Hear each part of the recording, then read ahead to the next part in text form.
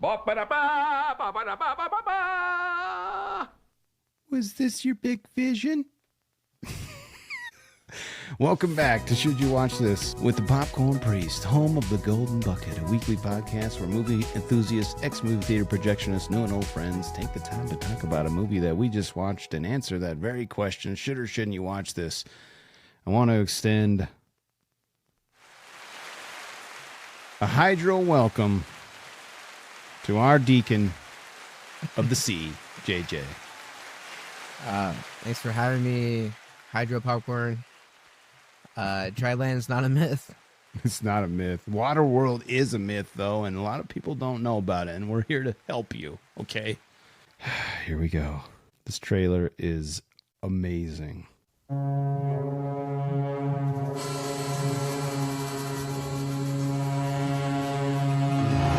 The future. The polar ice caps have melted, and the Earth lies beneath a watery grave. Those who survived have adapted to a new world. What did you see out there in your 15 lunars? Such as? An end? An end to all this water? You're asking the wrong person. Pure dirt. So what's the word? We trading or not? And the human dream is the search for a mythical place called dry land. It doesn't exist! How can you be sure? Because I sailed farther than most have dreamed. I've never seen it. This place, this whole way of living, it's ending. Straight line leading directly to dry land. Dry land is not just our destination, but it is our destiny! Universal Pictures presents a world unlike any you have ever seen.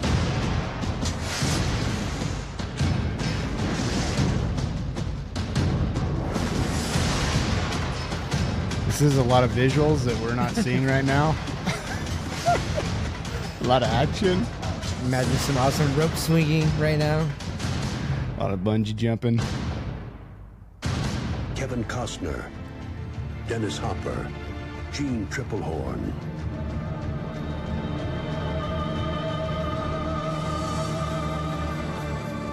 Waterworld. Well, we're back. Part 2. Waterworld. 1995. A wild movie that, in my estimation, should never have been made. Based on the budget and all the things that have happened to it.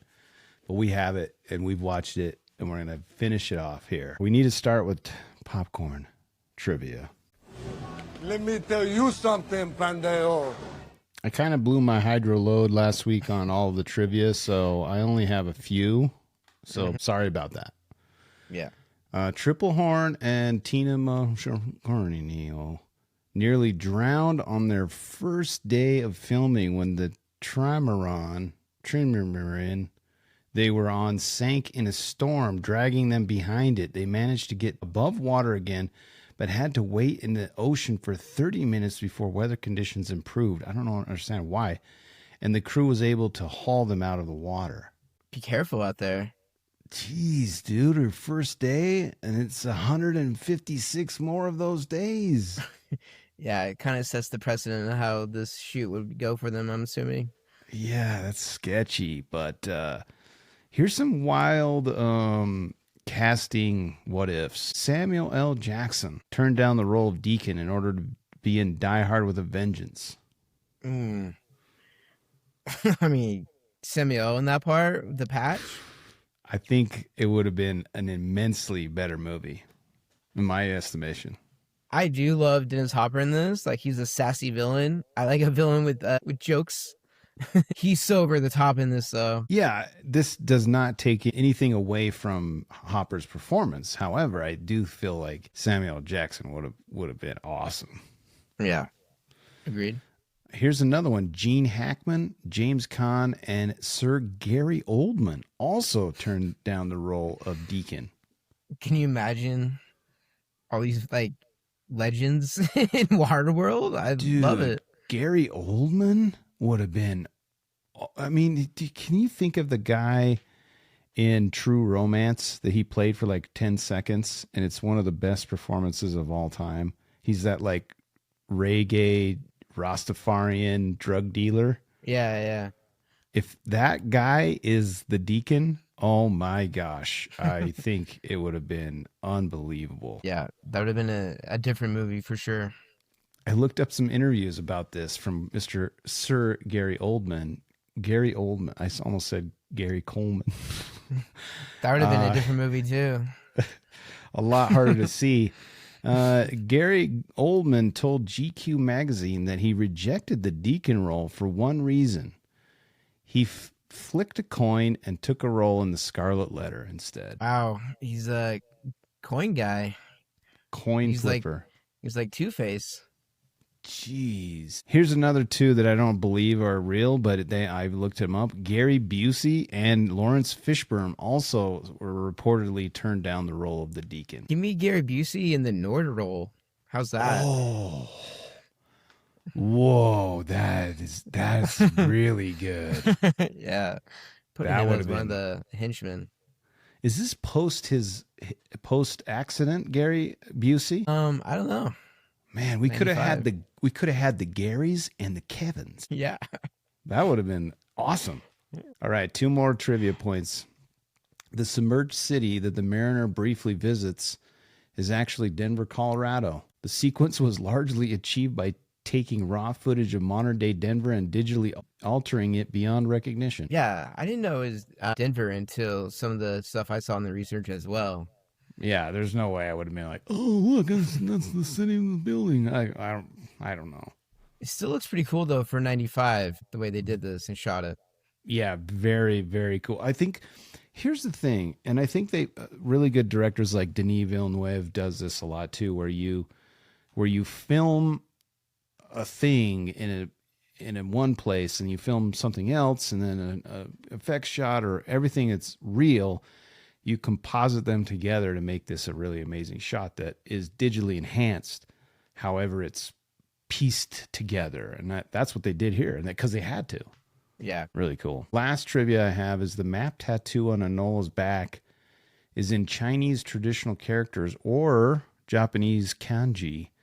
The characters in the middle surrounding the arrow are actual coordinates for longitude and latitude, which, while one number is not quite readable, the others give almost the exact coordinates of Mount Everest, which is latitude 27, many numbers.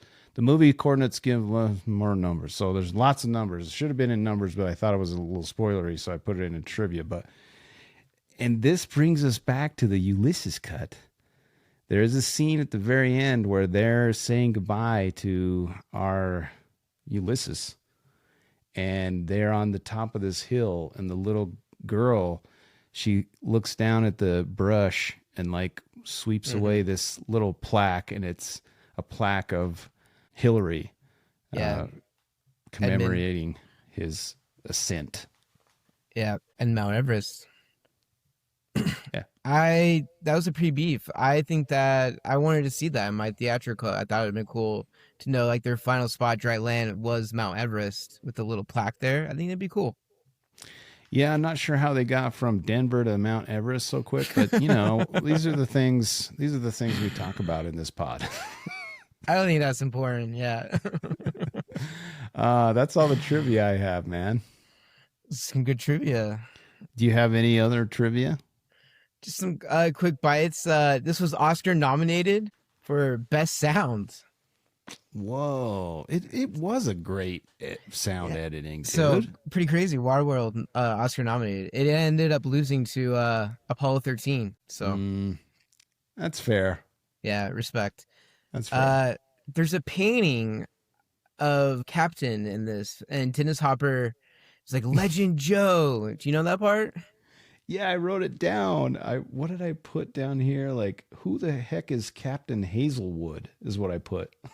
So I wonder the same thing, because it's not explained in our release of the movie, maybe in the Ulysses cut, but So this person on the wall is an actual captain named Joe Hazelwood, and he crashed. He's kind of notorious for he crashed the Exxon Valdez oil tanker in a reef, and it spilled millions of crude oil into the ocean in '89. Oh, in Alaska. Yeah, in the Gulf of Alaska, it spilled out, and he was the captain of that ship. Yeah, when the ship sinks, you see Exxon Valdez right there. Yeah, and that's also the name of the ship. Yeah. It's insane to me that this movie's using real life elements like this. Like, what are they doing right with this? It's like a weird like statement. Like, I don't know. It's wild. It's weird that that's a real person who I'm sure feels bad about wrecking this tanker in the reefs. And he's immortalized in Waterworld. Yeah. As from Dennis Hopper, this crazy villain guy. Do you remember them calling it the D's? The ship, the D's? I don't remember. I remember reading it in my research, but they keep calling it the D's, and every time I read it, I was like, D's nuts. Yeah, as soon as I heard it, it's obviously what you go to. That's all my trivia. Okay, that's fine. Yeah. You ready for beefs? Yeah, should we call these should we rename this category? Beef? Smeat. Oh yeah. Where's the smeat? Where's the smeat? Where's the beef? Hey, where's the beef? That smeat in this movie. It's like Spam, but not. It's the smeat. It is smeat. You know what? I only have one beef. Wow. And this isn't even a really good one. Someone said that Enola is alone spelled backwards. That's a beef. That's a beef for me. Stop it with that stuff, man. You don't like palindromes? No, listen. You got beef with palindromes? I don't really have a lot of beef with this. Like, I sat and watched this and I laughed like that reviewer last week. I laughed. I didn't cry, but I laughed. I gasped. I was surprised. I was amazed. There's all things that were great, and I just don't have any beefs, man. I have some beefs. I guess my beef is that I didn't get to see the Ulysses cut. Yeah, one of my beefs is I want to know more about the Mariner and how like he mutated and things like that. And I wonder if that was explained more in the Ulysses cut. Yeah. I like that we're talking about Ulysses because freaking the Odyssey's coming out in a few weeks, right? Or no, it was a month. When does it come out? Next week. Few weeks. Yeah. Yeah. So 17th. Ulysses and Helen. We're already talking about them pre Odyssey. Can't wait. More beefs. Very small smeats right here. Beefs. Some smeat. Kevin Costner's seashells. I don't like his earrings. I don't think that character would just like that guy is like so hard and tough. This guy's putting on like seashell earrings. Yeah, that's a good beef. That's a good smeat. Yeah, good smeat.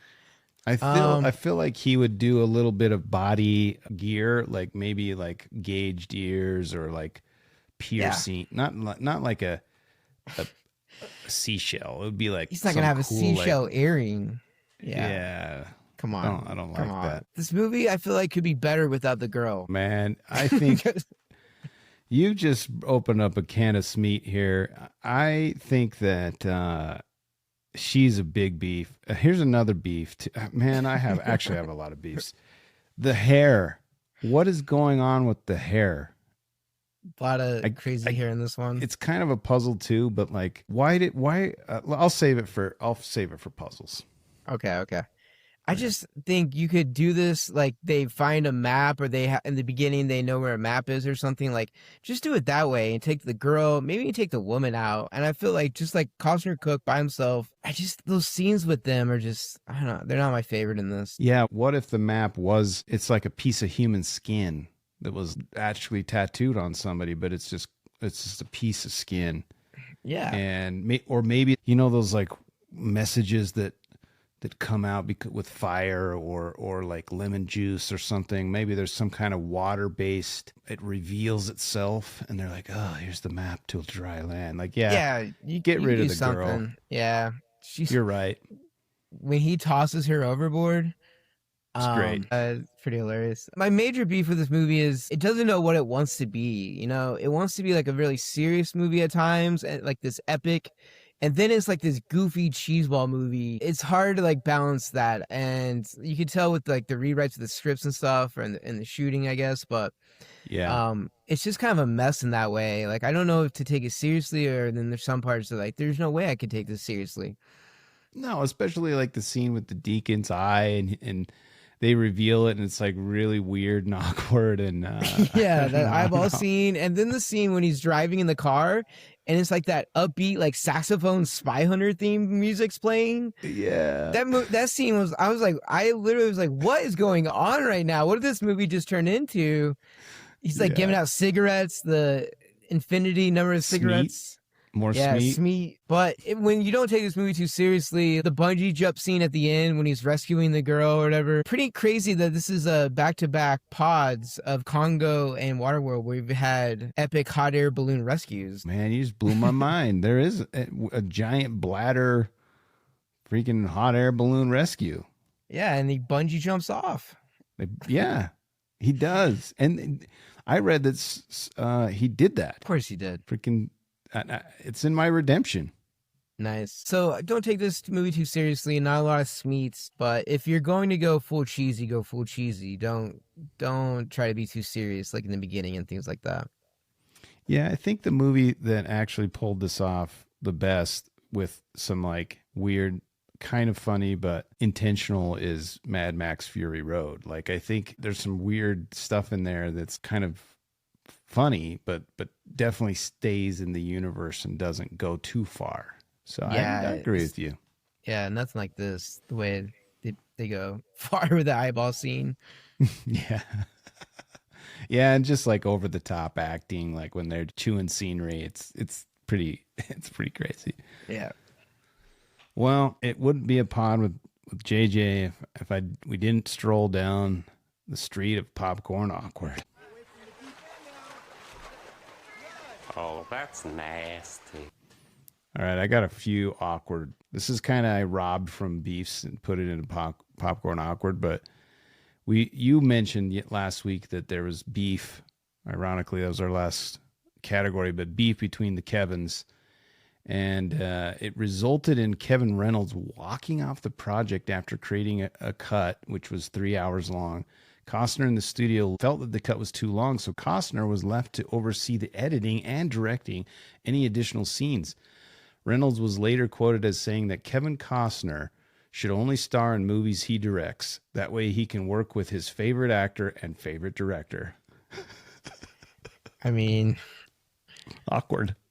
a little awkward. Probably some Yeah. truth to that. Yeah, I mean, he's not wrong, but it is awkward. And I kind of agree. If Kevin Costner is going to go full ham on this and be behind everything and want to be there every day and do everything, maybe he should have directed. Yeah, maybe. Yeah, you're right. If you can't handle it and you can't just let the guy cook, you need to do it yourself. And that's what he Yeah. did for Dances with Wolves. I mean, I think he learned his lesson, which is insane. Here's my second. Well, I think I have one or two more left. In the original ending of the film, it was explained that the mariner isn't leaving simply because he's freaked out over dry land or that he feels that he truly belongs in the open waters of Waterworld. He reveals to Helen that there may be other mutants like himself out there and that he must find them to tell them about dry land.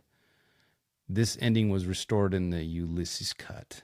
So it kind of, there's these little dustings of character development and story that we just don't have in the theatrical release. Yeah, because after I watched this, I thought when he was going to go, just because he was like the man of the water, he's a merman. He's a merman. That's what he's got to do. A merman's got a merman. He's got to be one with the water. But hearing that he wants to go find other mutants, okay, I buy it. I like that ending better. Yeah, it's better. it works. For sure. Here's another awkward moment. For certain shots, Kevin Costner had the film's visual effects team cover up his receding hairline in post-production. I mean, I don't think they did a very good job. You can see the ball all the time. Like it's if we got the budget. Yeah, no, they don't. Here's the most awkward of my popcorn awkward, and this I think I'm guilty of. The most remembered line from the film, "Dry land is not a myth. I have seen it." It's never spoken in the film. Yeah, never like those two sentences. Yeah, not together. They say dry land is not a myth, and then they say dry land is a myth. So they say it a couple different ways, but definitely not that way. And a lot of people say that, and they make fun of it, and it's not real. It's awkward. Yeah, a lot of people have a lot of movie quotes wrong. Yeah. All right, that's all I have for awkward. Do you have any awkward? No, just the interspecies love I found a little awkward at times. Yeah, the I don't. Her giving herself to him was awkward, and her just standing there, and then, hey, go below deck, Enola. We don't need that scene. Going back to my beast, like get rid of him, just let Costner be alone and find this dry land and lead people there or something. Yeah, we don't need it. Ready for puzzles? Oh, let's see if we can solve them. I don't think we can. I'm not very optimistic. A sphincter says what? What? A sphincter says what? What? Exactly. I kind of already revealed all my puzzles. The cigarettes, the bullets, where are we making cigarettes on the ocean? Like the Smeat, where are we getting that Smeat? How is the Exxon Valdez ship, like you mentioned earlier, it crashed. It had a giant hole in it, and it's seaworthy. Like, oh, and they're rowing it. And they're rowing. How in the crap? I mean, there's so many puzzles. Like we both said, you have to forget all of this, but we can still talk about it. But how do you feed? There's not enough Smeat for these guys to keep rowing this giant Exxon Valdez ship. You know, there's never enough Smeat. And why are they cutting their hair off? What was the significance of that? Why was he so angry and then he just chops their hair off and they have really bad wigs for the rest of the movie? What's going on? I didn't know the hair thing either. I was hoping you could let me know. He just like got so angry and cut their hair off, and it's like, yeah, chopped it off, man. That was weird. You actually solved who is Captain Hazelwood. Thank you for that. We already solved that puzzle prior to the category. Yeah. Also, where do you get matches? Where are they getting matches from? Another question. Those cigarettes and matches. You're not having matches. Also, here's a puzzle. I feel like when he shows her we identified it's Denver. They go down to show her the world that was submerged. And he grabs, a handful of dirt and it kind of flutters down. Yeah. Here's my puzzle. I feel like he's wasting a lot of flares on this mission just to show her, like, we're not making more flares, man. Like, right? Yeah.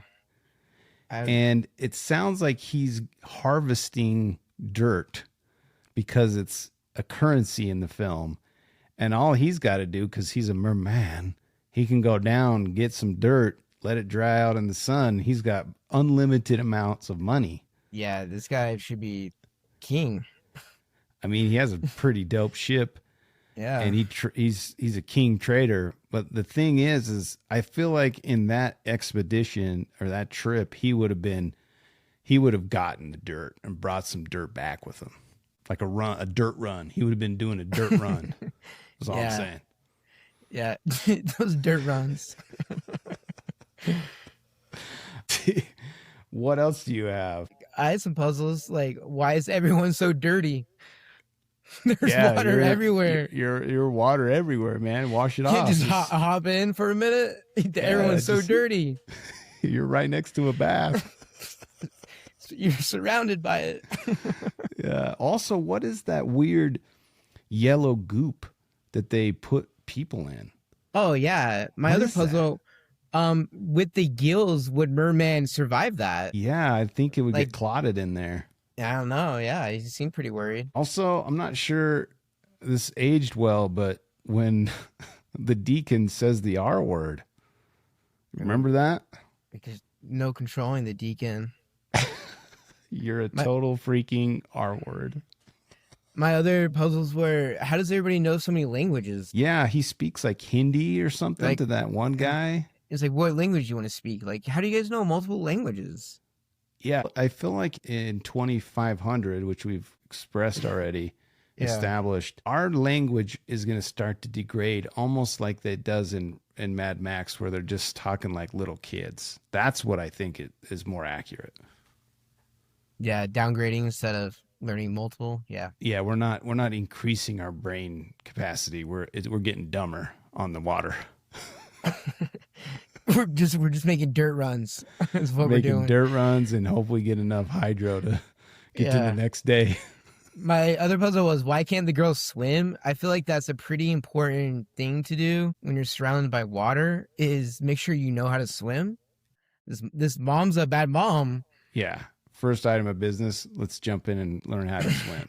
Seems pretty important. And then my last puzzle could have been awkward, is why does Dennis Hopper wear like a jock protector in this?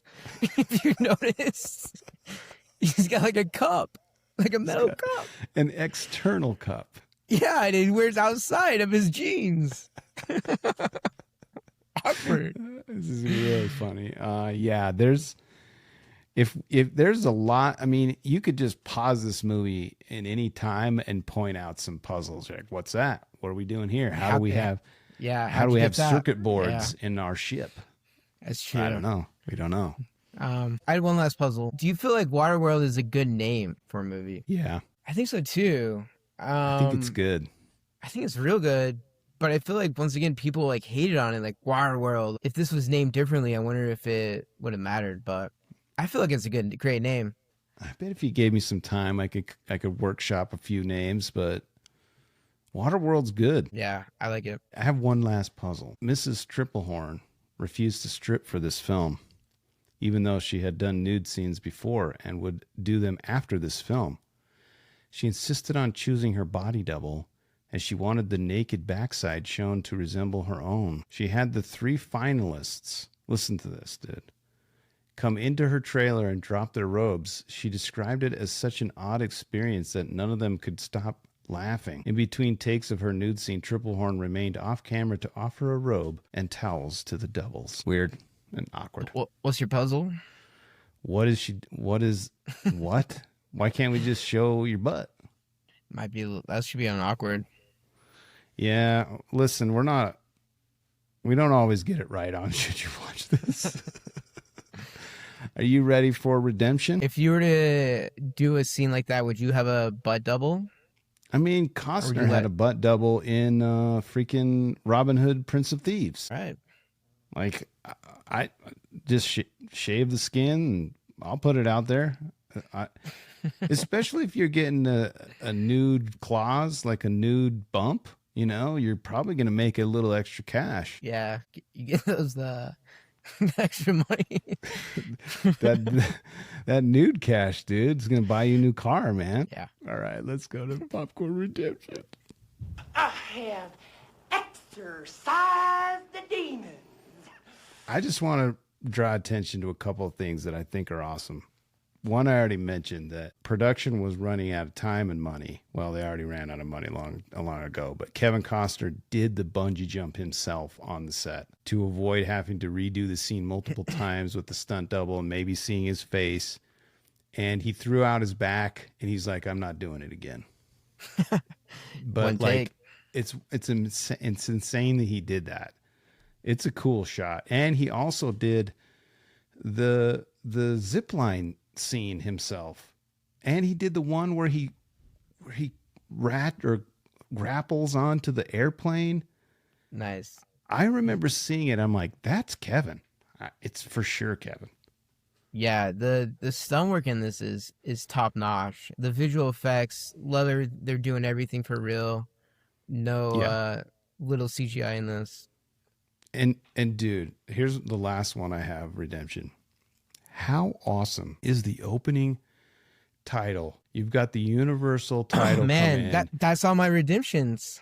And the freaking world rotates just a little further, and then the land starts to recede, and they what an amazing intro to a movie, dude. Yeah, I love when they incorporate like the last logo into the movie somehow. Like it worked. Like that transition is probably the top one. It's pretty amazing, and it just tells that story, and then we zoom right in, and we're in Waterworld. It's really Yeah, cool. it is. That is an awesome opening. What other redemptions do you have? Just we've talked about just the world building. Like I believe these people haven't seen dry land. The set Yeah. pieces we've talked about, just amazing that they built these things on the open water. Super impressive. I mean, the casting director's got to be like, hey, we got to get a bunch of really ugly, weird looking people. I mean, is that what they put out there? You got to look weird and ugly. Like, there's so many wild, dirty. Dirty. A lot of dirty people with no dirt. The zip lining, like I loved it all. The ascending, descending, the rappelling.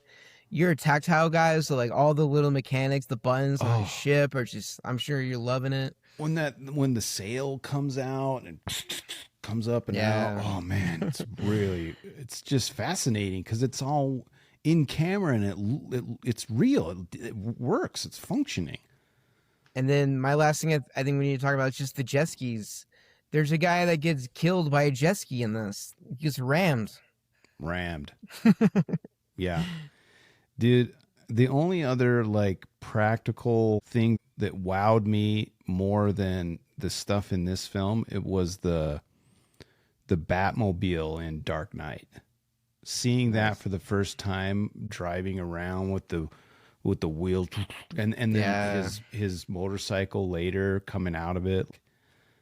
Yeah, practical stuff when it functions and works in camera, unbelievable. Yeah, there's a lot of things to like about this. Super excited to hear your rating.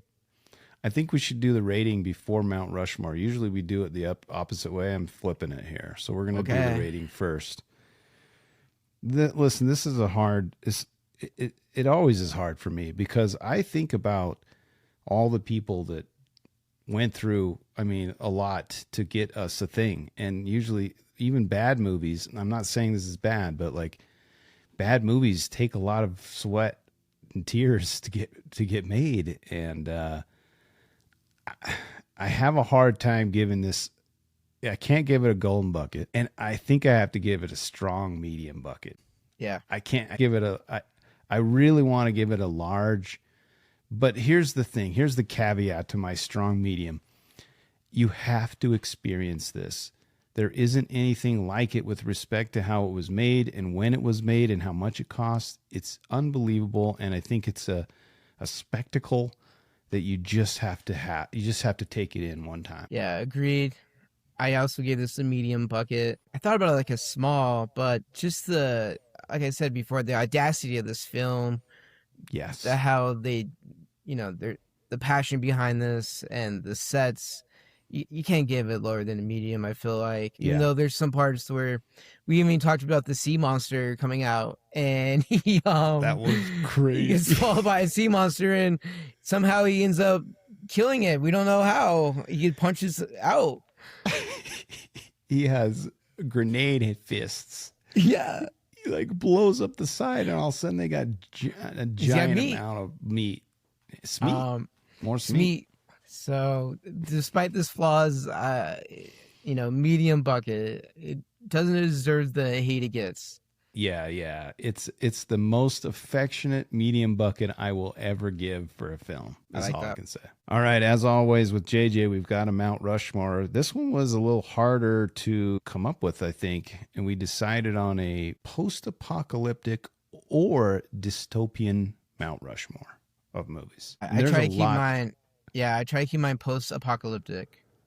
I did. I kind of broke some rules. I always do, but I'll go first. I do all the time. I don't know why. Let's hear it. I feel like you should go first, but no, I want to hear yours. And like I said, this is really hard because there's a lot of really good films that fit in those two categories. Here's mine. I've talked about it multiple times on this pod already, and is Mad Max Fury Road.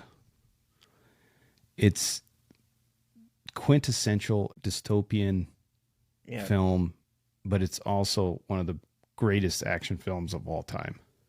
Yeah, on mine for sure. The next one is The Matrix for me. What a cool, and that's really dystopian. There's no, I mean, it's just, there's no zombies or anything. It's just a whole new realm, a new universe. It's really cool. Next one is World War Z. Whoa. I really like this film, and it's very rewatchable to me. And the reason why I selected it is because there was a lot of bad press about World War Z too, going over budget. They reshot the whole ending. Everyone thought it was going to be a flop, and it was a banger, man. Brad Pitt is awesome in it, and it is really good, and it's very rewatchable. I wish that they would have made a sequel. They had one coming. I don't know why it made a ton of money. Yeah. So Did you read the book? I didn't. Yeah, the movie's good. I need to revisit. Have you done that pod yet? No. It's really good. Battlefield Earth and World War Z. World War Z, dude. My last one on the Rushmore is Children of Men. Yeah. It's really, really, really, really good. Nice. All right, here's my crazy horse. And I have a really hard time. I put two. I couldn't cut one of them. But the first crazy horse is The Running Man from 1987. All right.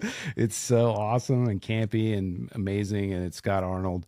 Yeah. And because it's an Arnold film, I put Terminator as well because I can. Yeah. That's my Mount Rushmore. Nice. I thought for sure you're Heavy Terminator. I love that. And I didn't put Terminator 2 because I feel like that's not really a dystopian movie yet. I think there's more dystopian stuff in the first one than there is in the second one. Yeah, I agree. So, all right, let's overlap. We have three overlap. I'm surprised. I got Children of Men on mine for sure, which released the 4K on that. Matrix, and the other one was Fury Road. Fury Road. Okay. And then my fourth spot, I put Blade Runner 2049. I had a hard time cutting that one because it's so amazing. It's so beautiful. The music, the score, so amazing. visuals, Harrison Ford's performance, Ryan Gosling's. It's really good. And dude, that movie has a really interesting. There's a scene towards the end where he's running kind of in this like underground area, and he sees all these, I guess they're synths with their eyes cut out, right? And there's like this hint of an uprising, and we never get like, I want some more of that, where similar to Waterworld, like I want a little more. Like this world building is really cool, and I feel like we missed that on that one. Yeah, give me a Blade Runner 2249. Yeah, give me a third one. 2500. Maybe we're in water. A Waterworld Blade Runner crossover. Going me crazy. And then my crazy horse is a little crazy. It's a movie called This Is the End. Oh, I thought maybe this would come up. I can't support this one. I was that or a Zombieland. So that's a good one. Oh man, Zombieland. Zombieland 2 pales in comparison to Zombieland 1. It's so good. Yeah, as most sequels do. But yeah, good Mount Rushmore list. Post-apocalyptic. Yeah, we did it.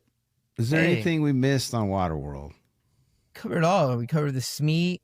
Covered everything. It's good. I mean, I know it seems strange that we give it a medium bucket, but because we're talking so highly of it, I think we just want people. We just want to shine some light on it. That's it. Yeah, if you haven't seen it since it came out, like us, it's good to see every couple decades. Yeah, every 15 years you can pop it on. Yeah, for sure. And in the next 15 years, the Ulysses cut is on my list. I would love to see it. I want to see that Mount Everest even ending. Yeah, let's do it. Well, that's it for this week, but I'm with you always. Thanks as always, and many thanks for listening. You and the movies are why I do this. Thanks to my special guest, JJ. Give him some applause here.